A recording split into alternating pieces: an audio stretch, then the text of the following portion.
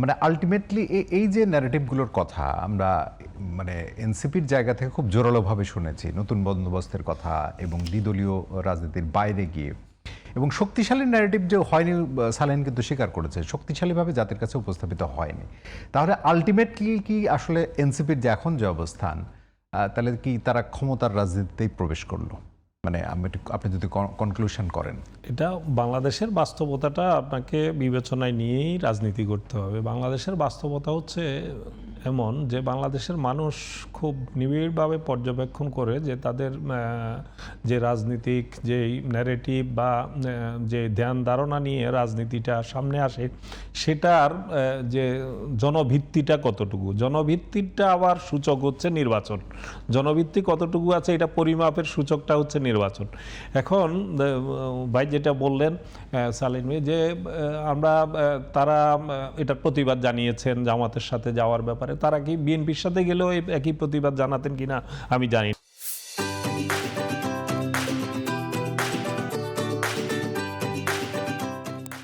না। আমি যতটুকু জানি বিএনপির সাথেও জোরালোভাবে আলোচনা চলছিল, কিন্তু যে বিএনপির পক্ষে জামাত যতটা ছাড় দিতে পারছে বিএনপির পক্ষে সেভাবে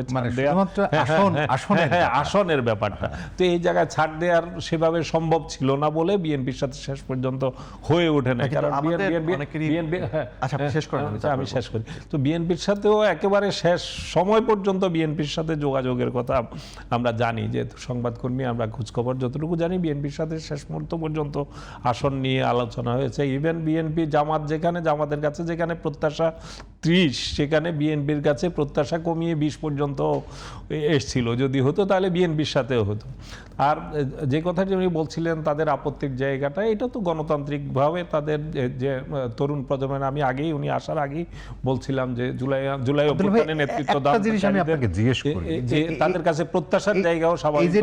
মানে আপনার তো দীর্ঘ বছরের অভিজ্ঞতা, মানে এই যে নির্বাচনী সমঝোতা বা নির্বাচনী বৈতরণী পার হওয়ার জন্য যে সমঝোতা, আপনার কি মনে হয় সেটি অল অন এ সাডেন হলো কিনা, নাকি আপনার কাছে মনে হয়েছে যে এনসিপি যেহেতু নতুন রাজনৈতিক দল এবং তাদের নেতৃত্ব বা নেতারা সেই পরিমাণের, আপনি বলছিলেন যে বাংলাদেশের যে রাজনীতি সেই পরিপক্কতা তো হওয়ার কথাই না, সেই কারণে অন্যান্য রাজনৈতিক দলের প্রভাব শুরু থেকেই ছিল কিনা? মানে খুবই স্বাভাবিক, আমরা তো এটা তো স্বাভাবিকভাবে, এবং সেটি আসলে ইনস্টিগেট করেছে কিনা এনসিপিতে যারা গেছেন এদেরকে যদি ব্যাকগ্রাউন্ড খুঁজে দেখেন তাহলে তাদেরকে দেখবেন যে হয়তো কেউ ছাত্র দলে এর খুব বেশি হয় নাও থাকতে পারে, কিন্তু অন্যান্য যে ছাত্র সংগঠন আছে তাদের অনেকেরই প্রভাব এখানে ছিল। ছাত্র শিবিরেরও একটা প্রভাব সেখানে ছিল। আর এর মধ্যে যারা বাধ্য হয়ে বা যে কোনো পরিস্থিতির কারণে আওয়ামী লীগ ছাত্রলীগের সাথে যুক্ত ছিল কিন্তু সেটা অতটা সক্রিয় ছিল না, এমন অনেকেরও সেখানে যুক্ততার কথা শোনা গেছে।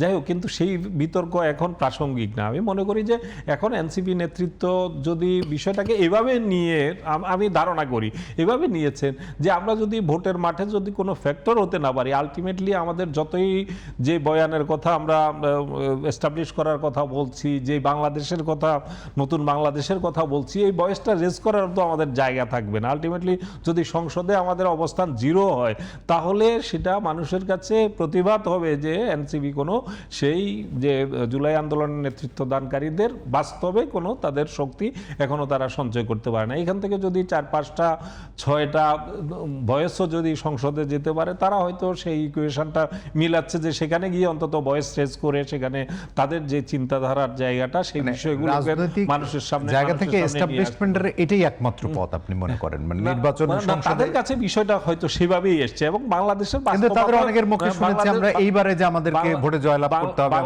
বাংলাদেশের বাস্তবতা এগুলো রাজনৈতিক বক্তব্য।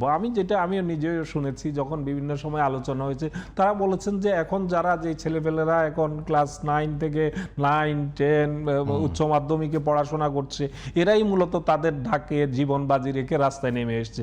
এরা যখন এক সময় ভোটার হবে, এরা যখন এক সময় ভোটার হবে তখন এনসিপি অনেক ভালো করবে নির্বাচনে, এই বিষয়গুলো ছিল। কিন্তু পরবর্তীতে হয়তো তাদের এই অবস্থানটা তারা পুনর্বিবেচনা করেছে, তারা চিন্তা করে দেখেছে যদি এই সংসদেই যদি তাদের ভয়েস রেজ করার মতো কোনো জায়গা না থাকে, অবস্থান না থাকে, আলটিমেটলি তারা রাজনৈতিক দল হিসেবে তাদের অস্তিত্বে টান পড়বে, এবং সে কারণেই হয়তো এই ঠিক হিসাব নিকাশ পরিষ্কার। আর যেটা বিএনপির সাথে যেটা হয় নাই, এটার কারণ হচ্ছে বিএনপির জায়গা থেকে একটা আস্থাহীনতার জায়গা আছে। বিএনপি যে নেচারের দল, সেখানে যদি তাদের সাথে বোঝাপড়া হতো, আজকে যেরকম আমরা দেখেছি জামাতের প্রত্যেকটা এনসিপি নেতাদের, বড় নেতাদের প্রত্যেকের জায়গা থেকে জামাতের অনেক শক্তিশালী ক্যান্ডিডেটও কিন্তু তাদের নিজেদেরকে ঘোষণা দিয়ে, ফেসবুকে স্ট্যাটাস দিয়ে তাদের নিজেদেরকে সরিয়ে নিয়েছে।